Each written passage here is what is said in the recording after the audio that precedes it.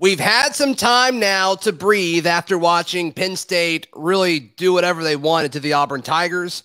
And though more time has gone by, it still stinks. Well, Zach, I actually just finished crushing some chicken parm, and I am freaking ready to rock and roll. You are Locked On Auburn, your daily podcast on the Auburn Tigers. Part of the Locked On Podcast Network, your team every day.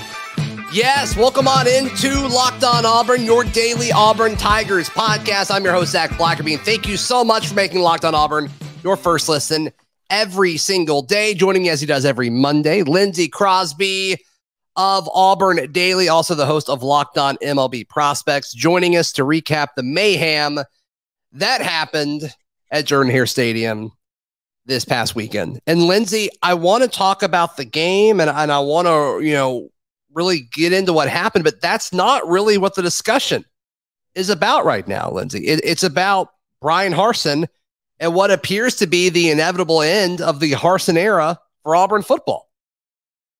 Yeah, I mean, the big thing that is kind of glaring after this loss and after really the first three games of the season, you touched on it, I think, on our show a few weeks ago.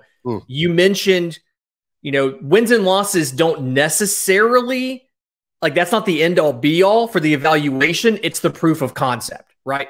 Yeah. What can we show as far as the offense and the defense, player development, recruiting, and all of that stuff to show that Harsin is building a winning program? And at this point, having watched Penn State, put up 41 points at home against Auburn, 6 sacks, 11 tackles for loss, 1 touchdown in garbage time. And it's like, there's no proof of concept.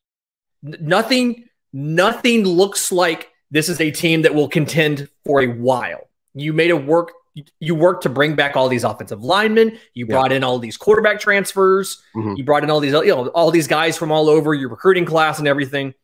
And you look worse to them this year than you did last year. So let me just kind of play devil's advocate and be pro proof of concept. Okay. What if you look at Arkansas last year, you go on the road and beat an Arkansas team that was better than you, like you saw something there. And then the Iron Bowl, when you virtually had no quarterback production whatsoever. Is that enough of a proof of concept? I don't think it is, Lindsay. But if somebody were to say, well, the Iron Bowl, you're able to do something defensively and put something on the field that looks respectable. And we all agree that I think from a talent standpoint, the defense looks better than a year ago. It's not happening as far as execution, but on paper it's there. That's really the only thing I can pull from is the Iron Bowl, which was a 4 overtime loss to your biggest rival. And, to kind of devil's advocate that, one, the Arkansas victory, different quarterback, different offensive coordinator, True. Who are both gone. Yeah. The Iron Bowl, different defensive coordinator.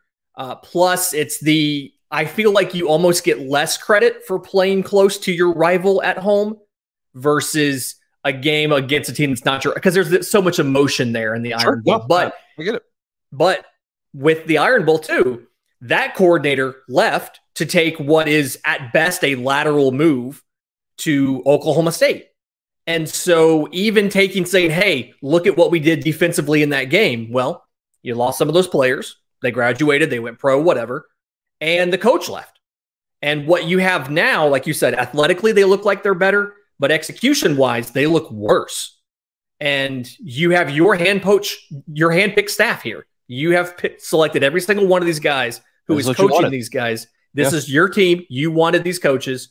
And they look worse than they did last year. They look worse in year 2 than in year 1. And that's opposite of how it normally should be.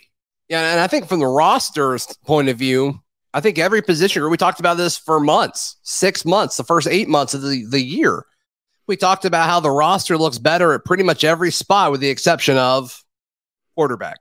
And there were some things that people put up throughout the day Sunday where it's like, yeah, Finley's not perfect, but even the pick, Tarvaris Dawson apparently ran the wrong route. I think Justin Hokanson confirmed that with a source. So I don't know, man. It's just not good. And you talk about the execution of it all. And that was kind of what Harsin leaned a lot on in the post-game presser. And I mean, I guess I was expected, but he talked a lot about guys being in the wrong gaps and having the wrong assignment and maybe the wrong routes and people just not being where they're supposed to be. And he said it, Lindsay, in a way, and tell me if I'm reaching on this, but he said it in a way where it almost sounded like he's like, yes, the players were in the wrong spot, but like, not really my fault. And it's like, no, dude, if that many mistakes are being made by that many people on your team, like, that is you. Like, that is coaching 100%. And it maybe not fall, like, maybe it shouldn't fall 100% on the head coach, but that's the gig. Sorry. Like, that's the gig. When you're the head coach, you get paid a lot of money. You hire all these staff members, and these are your guys, like you said, Lindsay. And so that was just a lot of what he talked about is execution, and knowing where you're supposed to be. And Auburn did not do that well on Saturday. And that is 100% coaching in this part of the season. Yeah, a few times in the press conference, he said, like, you know, that's what we do as coaches. We get our guys prepared, and we didn't have them prepared well enough to go out there and play the game. And he even said that Penn State didn't do anything crazy, didn't do anything wild out of character. John Schenker mentioned they were prepared for the twists that the defensive line does and what they do when they're blitzing. Offensively, they talked about having been told about these things, and they just were never in the right position. And like you said, I mean, it's coaching. He's like, I've got to do a better job to get these guys prepared to go out there and play against really good football teams. Well, why haven't you been doing that yet? Were you spending too much time preparing for Mercer and San Jose State to be ready for Penn State? And if that's the type of staff that you are, that you don't have the capacity to do that, what's it going to mean when you get into the SEC schedule and you're playing ranked team after ranked team after ranked team every single week? You don't have time to look ahead. Are you telling us it's going to happen every time?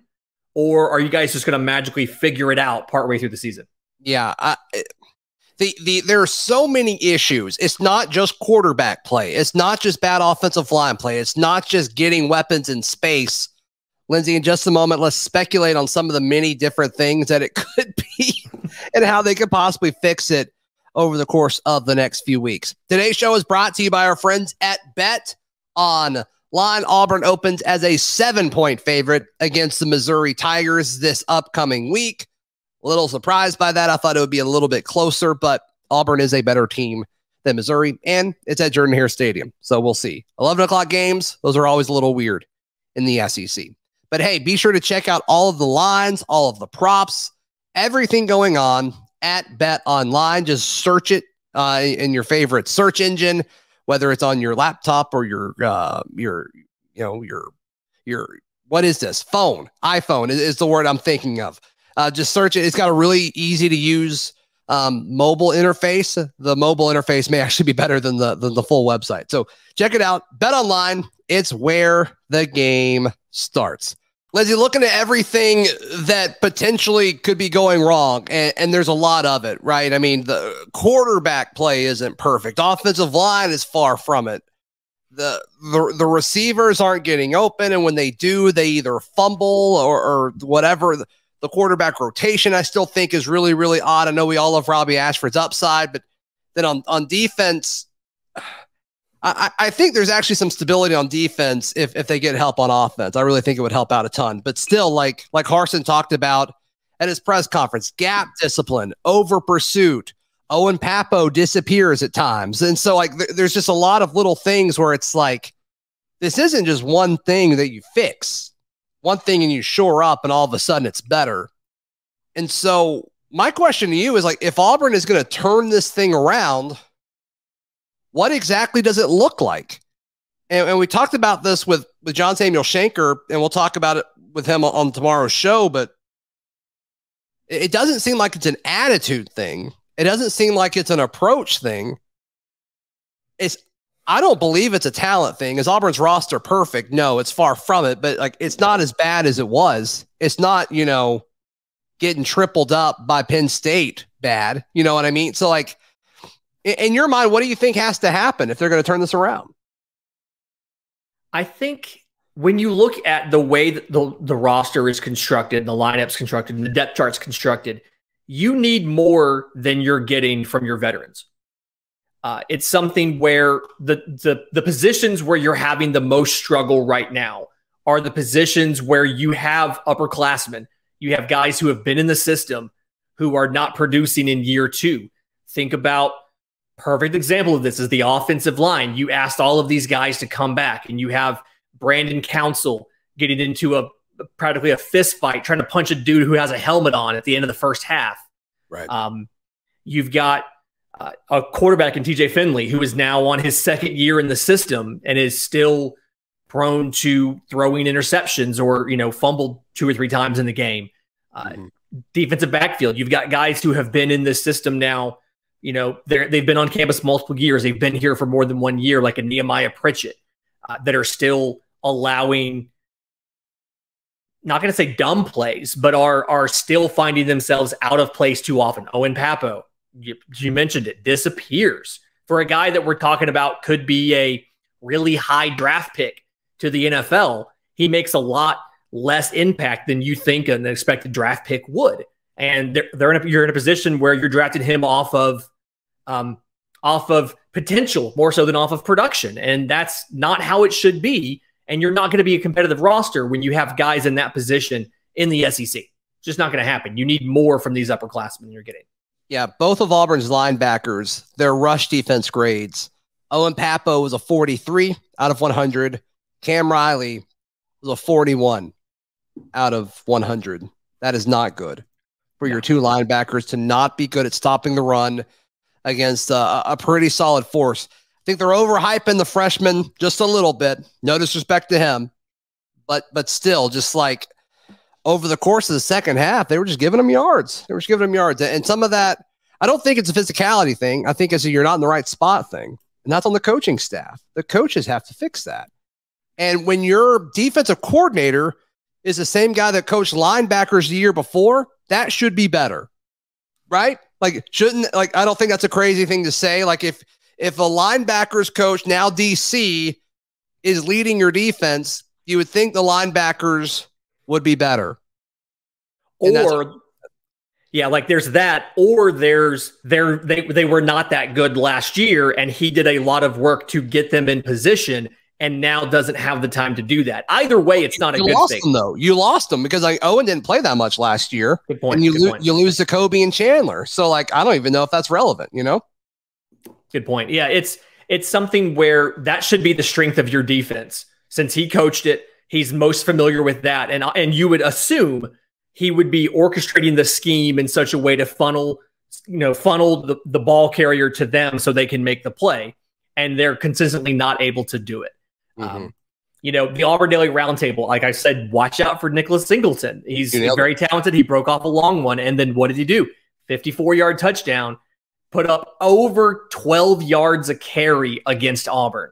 Auburn gave up 245 yards on the ground. And just not something that we have seen a team come into Jordan-Hare and do in quite a long time. And I think more so than anything, that's the thing that stood out to me, is Auburn just looked like they were beat in every single facet of the game. And we haven't seen, the only 2 times I can remember a team coming into Jordan-Hare and doing that was that terrible 2012 season we're not going to talk about. Okay. And then Johnny Manziel coming into Jordan-Hare with Texas A&M. And I don't think Sean Clifford or Nicholas Singleton or anybody on this roster is winning the Heisman this year. No. And yet you let them come in and do that. And I just don't understand how you get significantly worse against the same opponent. And Harsin even said it. We played them last year. We know who they are. It's just a matter of us executing, and yet we executed worse in every single phase. No, I'm there with you. I want to talk about some of the positives in just a moment right here on Locked On Auburn. Today's show is brought to you by the drugstore. It is the place to get all of your medicine needs in the Auburn, Opelika, Lee County area. They are located on Dean Road in Auburn, and they are owned by folks that grew up in this community. They are Auburn people, Auburn pharmacists, Auburn grads. I went to high school with the owners, so folks that are super familiar with your with everything going on in the community, and also they want to get to know your family and make sure everybody in your family is taken care of. They have all kinds of vaccine shots available, easy to approach drive-through, as well as a bunch of other stuff that you need to go check out for yourself. So just type in the drugstore in your phone's GPS and it'll take you there. Or it's on Dean Road, right next to the newly renovated Kroger, the drugstore. Thank you for partnering with Locked On Auburn. Lindsay, some of the positives here, and everybody wants to talk about the pass rush, but Eku Leota in this one was fantastic. He was great. But outside of that, there's a pretty big drop-off. DJ James was pretty good. I think Colby Wooden was solid. Marcus Harris was solid. But just your dudes, like, I keep expecting Derek Hall to just take over a game.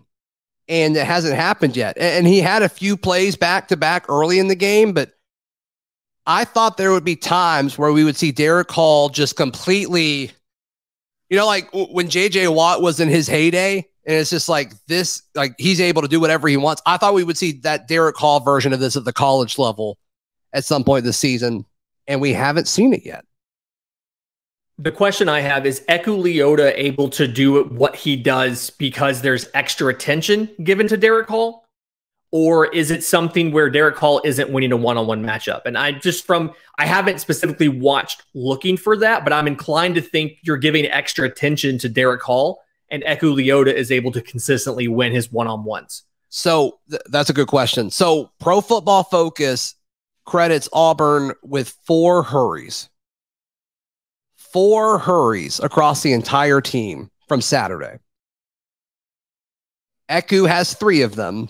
Marcus Harris has the other. I don't care where the attention is. That's unacceptable. Sean Clifford went 14 of 19 in the game. Second and third stringers got in for Penn State and had perfect completion percentages. This is supposed to be a segment about the positives, but I'm really struggling to come out with a lot of positives. Positive. The game is over. As Harsin said, we're going to flush it on Sunday, and Monday we're on to Missouri. Yeah. That's a positive for you. Yeah. Watch the tape. Right, Lindsay, watch the tape, throw it away, and then you got to start over. Like what you're doing and the way you prepped for San Jose State and Penn State, you can't do that again. Whatever you tried, you can't do it again. And so I don't know if that is you change quarterbacks because you need a spark. You change what you're doing defensively because you need a spark. I don't care what it is, but there's some sort of shift has to happen. And I don't care if it's the most intellectual approach and the most wise approach to do it. You just got to change stuff for the sake of changing it, or you're not going to win a lot of games this year moving forward.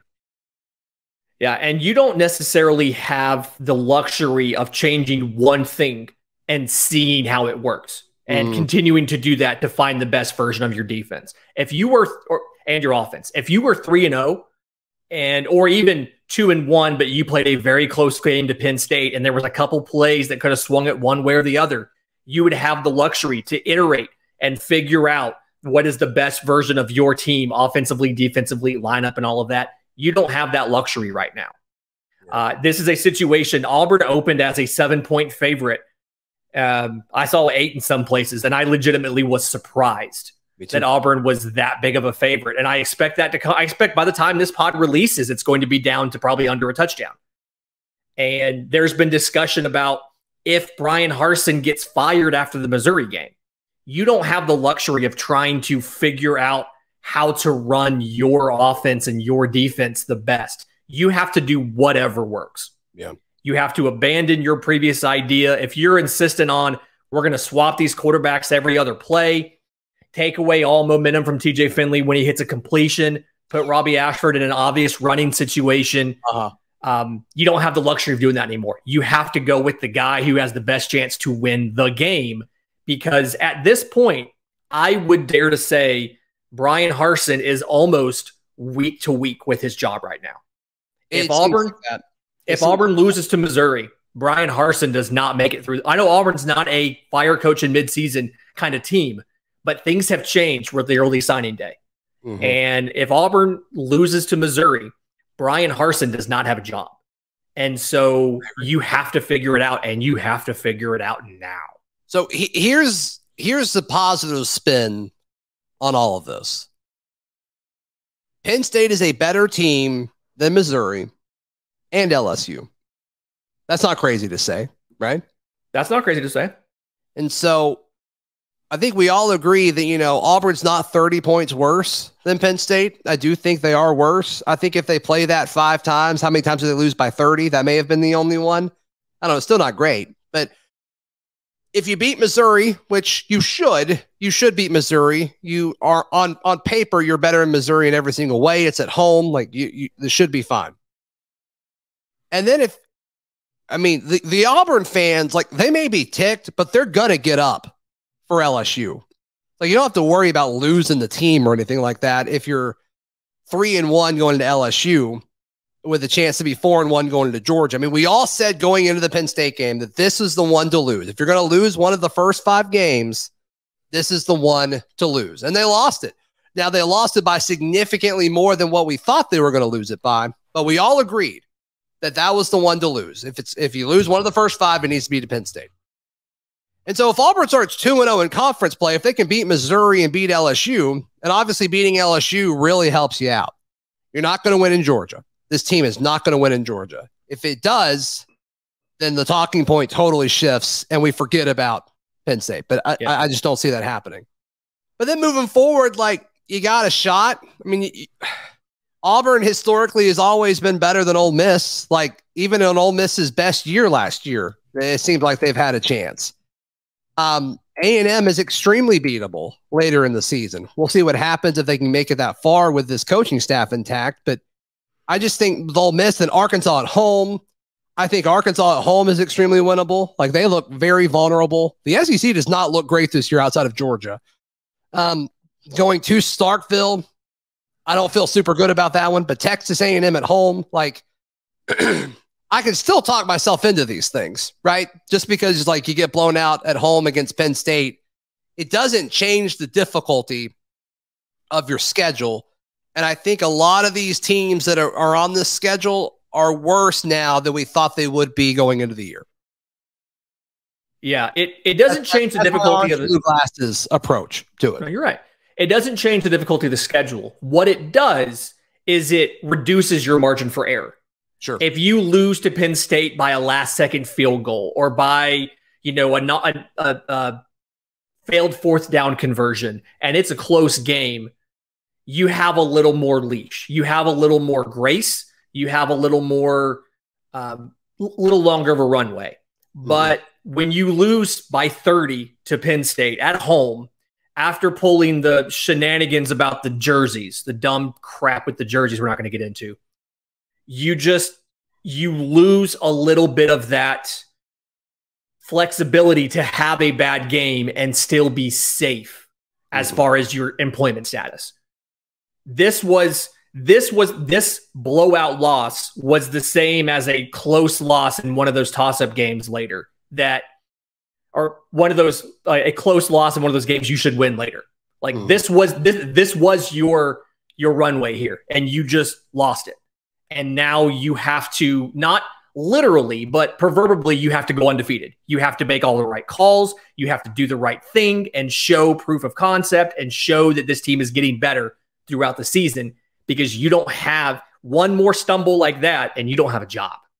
Yeah. And the way it looks totally matters. It matters more now than it did before. The whole rotating quarterbacks thing, We'll see. I mean, we'll see how much Harsin really believes in that. Because, whatever he rolls out this Saturday, that's what he truly, truly believes in. And all these folks that are, pro Zach Calzada, and hey, you guys may be right. I don't know. But just the fact that this coaching staff knew what was on the line and they're choosing to not play him, I think that's pretty telling.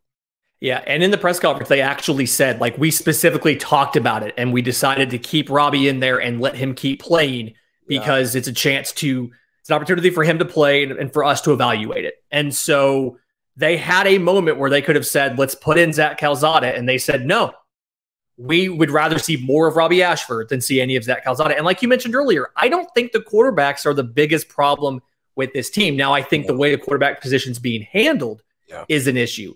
I don't think the quarterbacks themselves, despite the statistics with the interceptions, I don't think the quarterback position in and of itself is the worst problem this team is dealing with right now. Yeah. I mean, and it's been confirmed that like Tavares Dawson ran the wrong route on Finley's pick. So it's like I did not watch that game thinking, oh my gosh, the offense stinks because of quarterback play, which I have thought in the past watching Auburn. But it's just there's so many things. There's so many things. And like a good offensive line would certainly help TJ. It certainly would help Tank. The receivers, like, man, Shedrick Jackson, dude, like he'll have two really good plays and you're like, he's turning the corner. Here we go. And then it's just like that fumble. And it's like, Shed, come on, dude. Like, what are you like? You're better than this. I firmly believe you're better than this. It's tough to watch because you pull for all these kids and you get to know these kids and like you see how hard they're working. And it's just like when it comes time to do it, they're just not consistent and it stinks and you hate it for them. But we'll see. We'll see what happens. All right, we're going to turn the page and look towards Missouri starting on tomorrow's show. Lindsay, how can people find you, read you, hear you, all that good stuff, buddy? I'm on Twitter at Crosby Baseball. My show, Locked On MLB Prospects, is available wherever you get your podcasts and on YouTube. You can find the written work all about Auburn at auburndaily.com and the merch at aushirts.com. Yes, and you can read all of my written work at auburndaily.com as well. Thank you so much for making Locked On Auburn your first listen. For your second listen, either check out Lindsay on Locked On MLB Prospects, Chris Gordy on Locked On SEC, or hey, starting today, the first ever Locked On Sunbelt is up with our buddy Dave Schultz. So be sure to check any of those out for your second listen today. This has been Locked On Auburn.